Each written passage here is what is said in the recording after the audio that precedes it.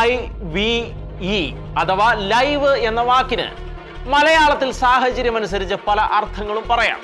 ഒരു വ്യക്തി ജീവിച്ചിരിക്കുന്ന അവസ്ഥയ്ക്ക്, അതായത് സജീവമായ അവസ്ഥയ്ക്ക് ആസ് ഇൻ ലൈവ് പേഴ്സൺ എന്ന അർത്ഥത്തിലും, as in live animal, as in live in A place, ഇങ്ങനെയും നമുക്ക് ലൈവിനെ കുറിച്ച് കാണാൻ കഴിയും. അതുപോലെ മാധ്യമങ്ങളുടെ ഈ അതിപ്രസര കാലത്ത് തത്സമയം എന്ന അർത്ഥത്തിൽ ആസ് ഇൻ ലൈവ് ബ്രോഡ്കാസ്റ്റ് എന്നും ലൈവിന് അർത്ഥം നമുക്ക് പറയാം. ഇന്നത്തെ കാലത്ത് പലതും ലൈവായി മാറിയിട്ടുണ്ട്. ലൈവ് ഫുഡ് വരെ അക്കൂട്ടത്തിൽ പെടുന്നുണ്ട്.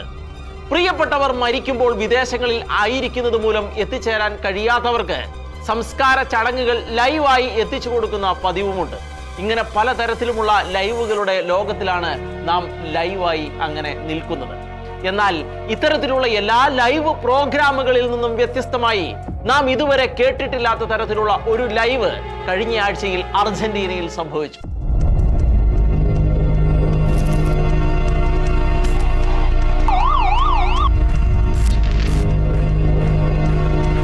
ലൈവ് കൊലപാതകമായിരുന്നു അത്.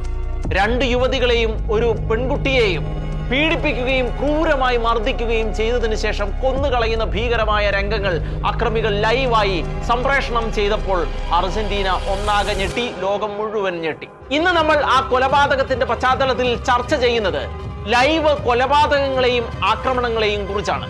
കൊലപാതകങ്ങളും ആത്മഹത്യകളും ലൈവ് ആകുമ്പോൾ എന്താണ് സംഭവിക്കുന്നത്? അതിനെതിരെ നമുക്ക് സ്വീകരിക്കാവുന്ന മുൻകരുതലുകൾ എന്തെല്ലാമാണ്?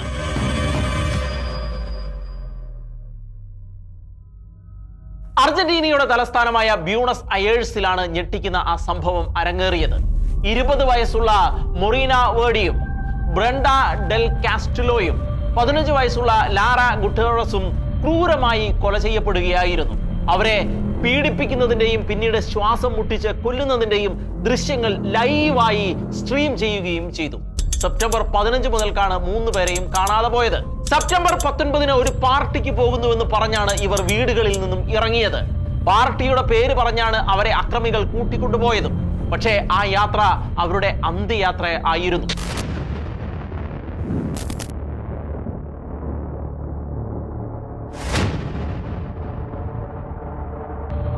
മൂന്ന് പേരുടെയും ജീവനെടുക്കാനായി മനഃപൂർവ്വം അവരെ കൂട്ടിക്കൊണ്ടു പോവുകയായിരുന്നു.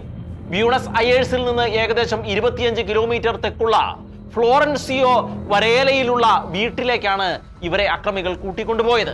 പിന്നീട് ലൈവ് സ്ട്രീമിങ്ങിലൂടെ അവരുടെ മരണദൃശ്യമാണ് ലോകം കണ്ടത്. അത് അന്വേഷിച്ചു പോയ പോലീസ് സംഘം ഒടുവിൽ 5 ദിവസങ്ങൾക്ക് ശേഷം ബ്യൂണസ് അയേഴ്സിന്റെ തെക്കൻ പ്രാന്തപ്രദേശത്ത് നിന്ന് കുഴിച്ചിട്ട നിലയിൽ അവരുടെ മൃതദേഹങ്ങൾ കണ്ടെടുക്കുകയായിരുന്നു. കൊലപാതകത്തിന്റെ ലൈവ് സ്ട്രീമിംഗ് 45 പേരാണ് കണ്ടത്. എന്തുകൊണ്ടാണ് പെൺകുട്ടികൾ കൊല്ലപ്പെട്ടത്? എന്തായിരുന്നു അക്രമികളുടെ ലക്ഷ്യം? മയക്കുമരുന്ന് ബിസിനസ്സുമായി ബന്ധപ്പെട്ട പ്രശ്നങ്ങളാണ് കൊലപാതകത്തിലേക്ക് വഴിതെളിച്ചത് എന്നാണ് കരുതപ്പെടുന്നത്. 3 പേരും മയക്കുമരുന്ന് ശൃംഖലയുമായി അടുത്ത ബന്ധം പുലർത്തിയിരുന്നവരായിരുന്നു. എന്റെ പക്കൽ നിന്ന് മയക്കുമരുന്ന് മോഷ്ടിക്കുന്നവർക്ക് ഇതാണ് സംഭവിക്കുന്നത് എന്നാണ് ഗുണ്ടാ നേതാവ് എന്ന് സംശയിക്കുന്ന ആൾ ലൈവ് സ്ട്രീമിംഗിൽ പറയുന്നത്. മൃഗത്തോട് പോലും സുബോധമുള്ള ഒരു മനുഷ്യൻ ചെയ്യുകയില്ലാത്ത വിധത്തിലുള്ള ക്രൂരതകളാണ് കൊലപാതകികൾ ഇവരോട് ചെയ്തത് എന്നാണ് മൃതദേഹവും ലൈവ് ദൃശ്യങ്ങളും വെളിപ്പെടുത്തുന്നത്. അതുകൊണ്ട് തന്നെ രക്തദാഹികൾ എന്നാണ് കൊലപാതകികളെ പെൺകുട്ടികളുടെ മുത്തച്ഛൻ വിശേഷിപ്പിച്ചത്. പെൺകുട്ടികളുടെ ബന്ധുക്കൾക്ക് തിരിച്ചറിയാൻ കഴിയാത്ത വിധത്തിൽ അത്രമാത്രം വികൃതമാക്കപ്പെട്ടിരുന്നു മൃതദേഹങ്ങൾ. പെൺകുട്ടികളുടെ വിരലുകൾ മുറിച്ചു മാറ്റുകയും നഖങ്ങൾ പറിച്ചെടുക്കുകയും ചെയ്തിരുന്നു. അതിനുശേഷം അവരെ ശ്വാസം മുട്ടിച്ച് കൊലപ്പെടുത്തുകയായിരുന്നു. ഇൻസ്റ്റഗ്രാമിലൂടെയാണ് ലൈവ് സ്ട്രീമിംഗ് നടത്തിയത് എന്നായിരുന്നു തുടക്കത്തിൽ പറഞ്ഞു കേട്ടിരുന്നത്. എന്നാൽ ഇൻസ്റ്റഗ്രാമിന്റെ ഉടമസ്ഥരായ മെറ്റ ഈ ആരോപണം നിഷേധിച്ചുകൊണ്ട് പിന്നീട് രംഗത്ത് വന്നു. ഇൻസ്റ്റഗ്രാമിൽ ഇത്തരം ഒരു ലൈവ് സ്ട്രീമിംഗ് നടന്നതിന് തെളിവുകളൊന്നും കണ്ടെത്താനായിട്ടില്ല എന്നാണ് മെറ്റയുടെ നിലപാട്. അതെന്തായാലും സ്വകാര്യ ഇൻസ്റ്റഗ്രാം അക്കൗണ്ടിലൂടെ ലൈവ് സ്ട്രീം നടക്കുകയും 45 പേരെങ്കിലും അത് കാണുകയും ചെയ്തു എന്നത് വാസ്തവമാണ്. അർജന്റീനയെ അക്ഷരാർത്ഥത്തിൽ നടുക്കിക്കളഞ്ഞ സംഭവമായിരുന്നു ഈ കൊലപാതക ദൃശ്യങ്ങൾ.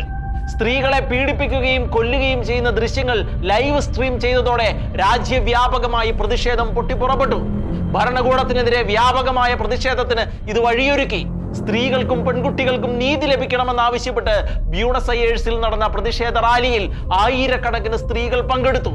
സ്ത്രീകൾ എപ്പോഴും സംരക്ഷിക്കപ്പെടണം, അതായിരുന്നു പ്രതിഷേധ സമരത്തിൽ ഉയർന്നു കേട്ട മുദ്രാവാക്യം.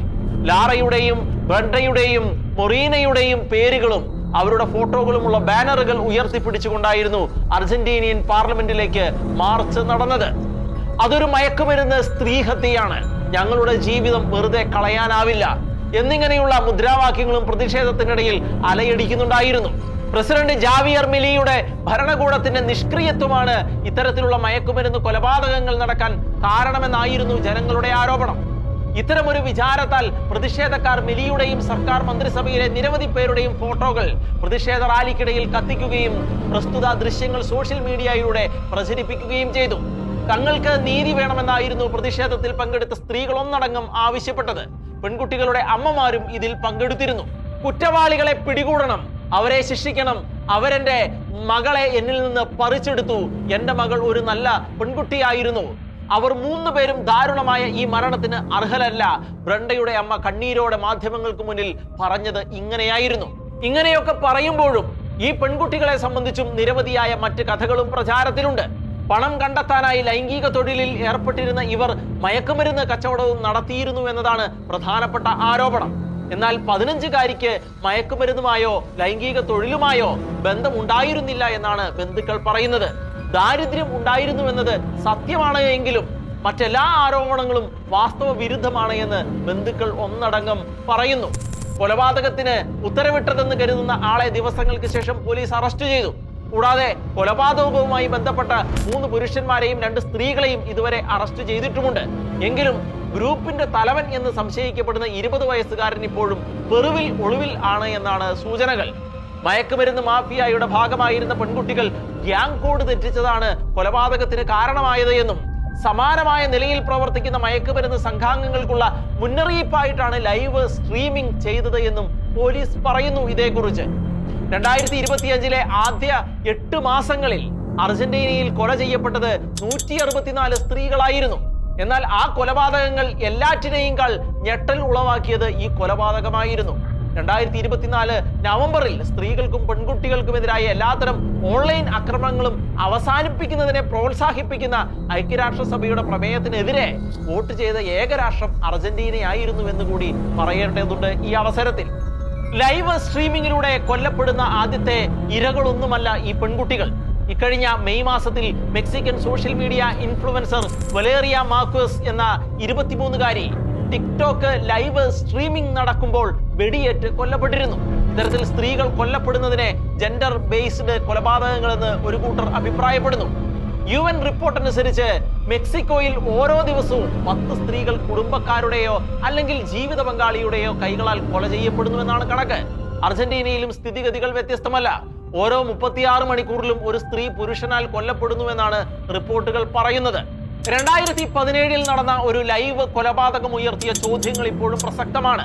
സ്റ്റീവ് സ്റ്റീഫൻസ് എന്നറിയപ്പെടുന്ന ഒരാൾ ക്ലീവ്ലാൻഡിന്റെ തെരുവുകളിലൂടെ ഫോണിൽ സംസാരിച്ചുകൊണ്ട് വാഹനം ഓടിക്കുന്നതും പിന്നീട് അയാൾ കാറിൽ നിന്ന് ഇറങ്ങി 9 കുട്ടികളുടെ പിതാവും 14 പേരുടെ മുത്തച്ഛനുമായ 74കാരനായ റോബർട്ട് ഗോഡ്വിനെ വെടിവെച്ച് കൊല്ലുകയും ചെയ്യുന്ന ദൃശ്യം അയാൾ തന്നെ ക്യാമറയിൽ പകർത്തി ഫേസ്ബുക്കിൽ ലൈവ് ചെയ്യുകയായിരുന്നു. ഏകദേശം 3 മണിക്കൂറോളം ഫേസ്ബുക്കിൽ തുടർന്നതിന് ശേഷമാണ് ഒടുവിൽ അത് നീക്കം ചെയ്തത്. 57 സെക്കൻഡ് മാത്രമേ വീഡിയോയ്ക്ക് ദൈർഘ്യം ഉണ്ടായിരുന്നുള്ളൂവെങ്കിലും ഈ വീഡിയോ കണ്ടത് ലക്ഷക്കണക്കിന് ആളുകളായിരുന്നു. ഇത്തരത്തിലുള്ള കണ്ടന്റുകൾ ഫേസ്ബുക്കിന്റെ നയത്തിന് വിരുദ്ധമാണ് എങ്കിലും ഇപ്പോൾ പ്രദർശിപ്പിച്ചതുപോലെയുള്ള വീഡിയോകൾ 3 മണിക്കൂർ ഫേസ്ബുക്കിൽ ഉണ്ടായിരുന്നു എന്നത് വലിയൊരു അസംബന്ധമായി മാത്രമേ കാണാൻ കഴിയുകയുള്ളൂ. കാരണവും കണക്കുകളും എന്തു തന്നെയായാലും കൊലപാതകങ്ങളെ ലൈവ് സ്ട്രീമിംഗ് ചെയ്യുന്നത് ഞെട്ടിക്കുന്നവയാണ്. ഇത്തരത്തിലുള്ള മാനസികാവസ്ഥകൾ നമ്മെ അമ്പരപ്പിക്കുന്നവയുമാണ്. കൊലപാതകങ്ങൾ മാത്രമല്ല, ആത്മഹത്യകളും ഫേസ്ബുക്ക് ലൈവിലൂടെ നടക്കുന്നതും ഇന്ന് സർവ്വസാധാരണമായി കഴിഞ്ഞിട്ടുണ്ട്. സാമൂഹ്യ സമ്പർക്ക മാധ്യമങ്ങൾ നിയന്ത്രണാതീതമാകുമ്പോൾ അതിലൂടെ ആത്മഹത്യയും കൊലപാതകവും സെക്സും ലൈവ് ആയി മാറുന്നത് അത്യന്തം ആശങ്ക ഉയർത്തുന്ന സംഗതിയാണ്. സോഷ്യൽ മീഡിയ സൈറ്റുകളുടെ പ്രാധാന്യമാണ് ഇവിടെ ചോദ്യം ചെയ്യപ്പെടേണ്ടത്. അതോടൊപ്പം ഫേസ്ബുക്ക് പോലെയുള്ളവയുടെ സാമൂഹികമായ ഉത്തരവാദിത്വവും. സാങ്കേതികത വികസിച്ചപ്പോൾ ആളുകൾ ആത്മഹത്യ ചെയ്യുന്നതിന്റെ രീതിയിലും മാറ്റം വന്നു. പണ്ടൊക്കെ മറ്റാരും കാണാതെയും ആരെയും അറിയിക്കാതെയുമായിരുന്നു ആത്മഹത്യകൾ നടന്നത് എങ്കിൽ ഇന്ന് ആത്മഹത്യകൾ പോലും പരസ്യവും ലൈവുമായി മാറിക്കഴിഞ്ഞിരിക്കുന്നു എന്നുള്ളതാണ് വാസ്തവം. ഫേസ്ബുക്ക് ലൈവിലൂടെ ആത്മഹത്യ ചെയ്യാനുള്ള തീരുമാനങ്ങളുടെ പ്രഖ്യാപനവും ആത്മഹത്യ ചെയ്യാനുള്ള കാരണവും വിശദീകരിച്ചുകൊണ്ടുള്ള ആത്മഹത്യകൾ ഇന്ന് കേരളത്തിലും സാധാരണമായി മാറിക്കഴിഞ്ഞു. മാത്രവുമല്ല, ആത്മഹത്യ ലൈവായി ആളുകളിലേക്ക് എത്തിക്കുന്ന ദൃശ്യങ്ങളും ഇതിൽ പെടുന്നുണ്ട്. ജീവനുമായുള്ള മൽപ്പിടുത്തവും മരണത്തിന്റെ ഭീകരതയും ശ്വാസം നിലയ്ക്കുന്നതുമൊക്കെ ആളുകൾ ഫേസ്ബുക്ക് ലൈവിലൂടെ കണ്ടു നിൽക്കുന്നു. ഇതൊക്കെ കണ്ടിരിക്കുന്ന ആളുകളുടെ മാനസികാവസ്ഥ നോർമലാണോ എന്ന ചോദ്യമാണ് ആദ്യം ഉയരുന്നത്. ഭീതി ജനിപ്പിക്കുന്ന വിധത്തിലുള്ള ഇത്തരം ദൃശ്യങ്ങൾ സാമൂഹികവും മാനസികവുമായ നിരവധിയായ പ്രശ്നങ്ങളാണ് സൃഷ്ടിക്കുന്നത്. കൗമാരക്കാരെയും കുട്ടികളെയും സമാനമായ ദൃശ്യങ്ങൾ പ്രതികൂലമായി ബാധിക്കുന്നു. ഇത്തരമൊരു സാഹചര്യത്തിൽ ഇതിനെതിരെ ചില പുതിയ തീരുമാനങ്ങൾ ഫേസ്ബുക്ക് കൈക്കൊണ്ടിട്ടുണ്ട് എന്നാണ് നമുക്ക് മനസ്സിലാക്കാൻ കഴിയുന്നത്. ഫേസ്ബുക്ക് ലൈവിലൂടെ പോസ്റ്റ് ചെയ്യുന്ന വീഡിയോ കാണാൻ ഇടയാകുന്ന വ്യക്തി ആ വീഡിയോയിൽ ആത്മഹത്യയെക്കുറിച്ച് എന്തെങ്കിലും സൂചന മനസ്സിലാക്കിയാൽ ഫേസ്ബുക്കിനെ വിവരം അറിയിക്കുന്ന വിധത്തിലുള്ള ക്രമീകരണങ്ങളാണ് നടപ്പിലാക്കിയിരിക്കുന്നത്. ലൈവ് വീഡിയോകൾക്കൊപ്പം റിപ്പോർട്ട് ലൈവ് വീഡിയോ എന്ന ഓപ്ഷൻ കൂടി ഉൾപ്പെടുത്തിക്കൊണ്ടാണ് ഫേസ്ബുക്ക് മാറ്റം വരുത്തിയിരിക്കുന്നത്.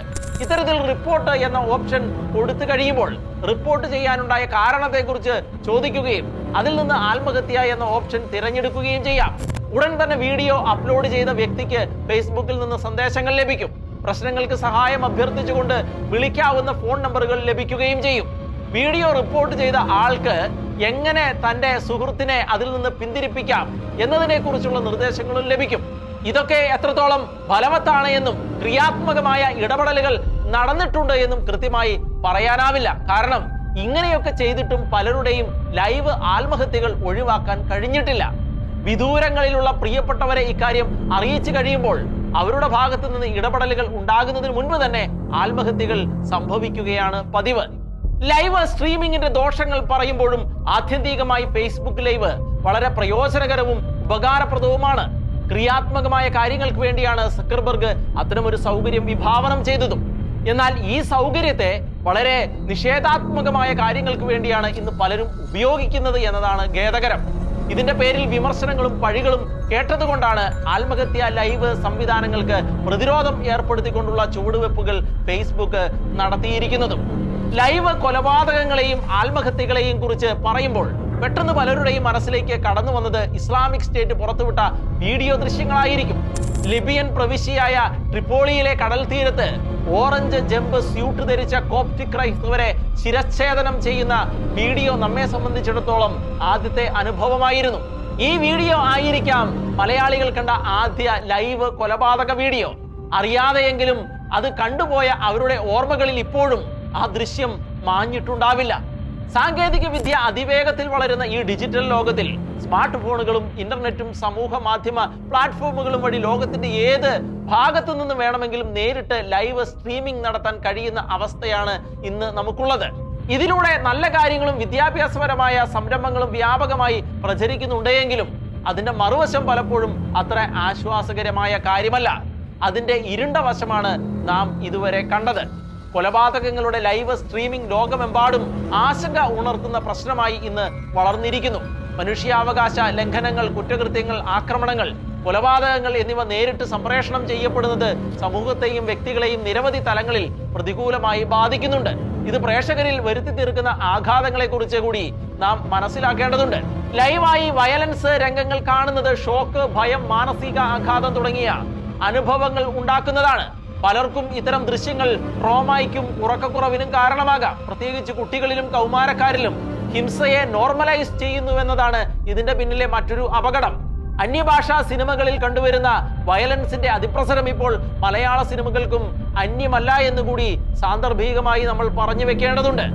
കേരളക്കരയിൽ സൂപ്പർ ഹിറ്റുകളായി മാറിയ പല അന്യഭാഷാ സിനിമകളും വയലൻസിന്റെ പേരിൽ നാം വിജയിപ്പിച്ചു കൊടുത്തതാണ്. ഇത്തരം രംഗങ്ങളോ സിനിമകളോ തുടർച്ചയായി കാണുന്നത് മനുഷ്യജീവിതത്തിന്റെ മൂല്യം കുറയ്ക്കുകയും വൈകാരികമായ അടുപ്പമില്ലായ്മ സൃഷ്ടിക്കുകയും ചെയ്യും. മനുഷ്യജീവന് അവർ വിലയിടിക്കുകയും കൂടുതൽ ക്രൂരകൃത്യങ്ങൾ നടത്താനുള്ള പ്രേരണകൾ സൃഷ്ടിക്കപ്പെടുകയും ചെയ്യും. പല ഗ്യാങ്ങുകളും ലൈവ് സ്ട്രീമിങ്ങിനെ പ്രചാരണ ആയുധമായി ഉപയോഗിക്കുന്നുണ്ട്. ഇത്തരം ക്രൂരകൃത്യങ്ങൾ പ്രചരിപ്പിച്ച് ഭീതി വളർത്താനും തങ്ങളുടെ മേൽക്കോയ്മ സ്ഥാപിച്ചെടുക്കാനുമാണ് ഇവർ ശ്രമിക്കുന്നത്. ഇതേ രീതി മറ്റുള്ളവരെയും ദോഷകരമായി സ്വാധീനിക്കുകയും മറ്റുള്ളവരോടും ഇതേ രീതിയിൽ പെരുമാറാൻ അവരെ പ്രേരിപ്പിക്കുകയും ചെയ്തേക്കാം. വയലൻസ് ലൈവ് സ്ട്രീമിംഗ് ചെയ്യപ്പെടുന്നത് നിയമവ്യവസ്ഥയോടുള്ള വെല്ലുവിളിയാണ്. ഹിംസ നടക്കുന്ന സമയത്ത് തന്നെ ലൈവ് സ്ട്രീമിംഗ് ചെയ്യുന്നതിലൂടെ ലോകമെമ്പാടും ഇതേ രംഗങ്ങൾ ഷെയർ ചെയ്യപ്പെടുന്നു. ഇവ നീക്കം ചെയ്യാനും കുറ്റവാളികളെ കണ്ടെത്താനും നിയമപാലകർക്ക് ഏറെ അധ്വാനം വേണ്ടിവരുന്നതാണ്. ലൈവ് സ്ട്രീമിംഗ് തടസ്സപ്പെടുത്തിയാലും ഷെയറുകൾ വഴി അത് എവിടെയെങ്കിലുമൊക്കെ സേവ് ചെയ്യപ്പെടുന്നുണ്ട് എന്നതിനാൽ അവയെ എന്നേക്കുമായി ഇല്ലാതാക്കാൻ കഴിയുകയുമില്ല. ഇരകളുടെ കുടുംബാംഗങ്ങൾക്ക് മരണം വരെ നീണ്ടു നിൽക്കുന്ന മാനസിക ആഘാതമാണ് ഇതിലൂടെ സംഭവിക്കുന്നത്. സമൂഹത്തിൽ ഇത്തരം ദൃശ്യങ്ങൾ പ്രചരിപ്പിക്കുന്നതിലൂടെ സാമൂഹികമായ അസ്വസ്ഥത ഉടലെടുക്കുകയും സമൂഹം സുരക്ഷിതമല്ല എന്ന ധാരണ ജനങ്ങൾക്കിടയിൽ ശക്തമാവുകയും ചെയ്യും. ഇത് സാമൂഹിക ഐക്യത്തെയും പരസ്പര വിശ്വാസത്തെയും ബാധിക്കുന്നതാണ്. പോസിറ്റീവായ കാര്യം പറയാനാണെന്ന മട്ടിൽ അല്ലെങ്കിൽ സമൂഹത്തിലെ ഇത്തരത്തിലുള്ള പ്രവണതകളെ ചോദ്യം ചെയ്യാനാണെന്ന ഭാവേന പല മാധ്യമങ്ങളും ചാനലുകളും ലൈവ് സ്ട്രീമിംഗ് രംഗങ്ങൾ ടെലികാസ്റ്റ് ചെയ്യാറുണ്ട്. ഇതിലൂടെ സംഭവിക്കുന്നത് സെൻസേഷണലിസമാണ്. ഇതും ആശാസ്യമല്ല. അറിഞ്ഞുകൂടാത്തവരിലേക്ക് കൂടി ഇത്തരം രംഗങ്ങൾ കടന്നു ചെല്ലാൻ മാത്രമേ അത് ഉപകരിക്കുകയുള്ളൂ. എങ്ങനെയാണ് നമുക്ക് ദോഷകരമായ ലൈവ് സ്ട്രീമിംഗ് അവസാനിപ്പിക്കാൻ സാധിക്കുന്നത്? സോഷ്യൽ മീഡിയ കമ്പനികൾക്ക് ശക്തമായ കണ്ടന്റ് മോണിറ്ററിംഗ് സംവിധാനങ്ങൾ ഏർപ്പെടുത്തുകയാണ് അതിൽ പ്രധാനം. മാധ്യമങ്ങൾക്ക് ഇത്തരം കാര്യങ്ങൾ തടയുന്നതിൽ നിയമാനുസൃതമായ ഉത്തരവാദിത്തങ്ങൾ ഉണ്ടെന്നും മറന്നുപോകരുത്. ചെറുപ്രായം മുതൽ തന്നെ കുട്ടികൾക്ക് ഡിജിറ്റൽ ബോധവൽക്കരണം നൽകുന്നതും അത്യാവശ്യമാണ്. അനധികൃതമായി കിട്ടുന്ന ഇത്തരം ദൃശ്യങ്ങൾ കൂടുതൽ ഷെയർ ചെയ്യാതിരിക്കാനുള്ള വിവേകവും മാന്യതയും വ്യക്തികളിൽ നിന്ന് ഉണ്ടാവേണ്ടതുണ്ട്. ഭരണ സംവിധാനങ്ങളും മാധ്യമങ്ങളും ഒരുമിച്ചുള്ള സഹകരണ മനോഭാവത്തോടെയും കൂട്ടായ്മയിലൂടെയും മാത്രമേ നെഗറ്റീവ് കണ്ടന്റുകൾ അടങ്ങിയിരിക്കുന്ന ലൈവ് സ്ട്രീമിംഗിന്റെ വേരറുക്കാൻ കഴിയുകയുള്ളൂ. ലൈവ് സ്ട്രീമിംഗ് സാങ്കേതിക വിദ്യയുടെ പുതുമയും ഗുണവുമാണ്. പക്ഷേ അതിലൂടെ ഹിംസയെ പ്രചരിപ്പിക്കുന്നത് ഒരു കാരണവശാലും ഗുണകരമല്ല. അത് മനുഷ്യാവകാശ ലംഘനവും നിയമലംഘനവുമാണ്. അതുകൊണ്ട് ഇനി ഒരിക്കലും ആത്മഹത്യകളും കൊലപാതകങ്ങളും ലൈവ് സ്ട്രീം ചെയ്യപ്പെടാതിരിക്കട്ടെ എന്ന് നമുക്ക് ആഗ്രഹിക്കാം.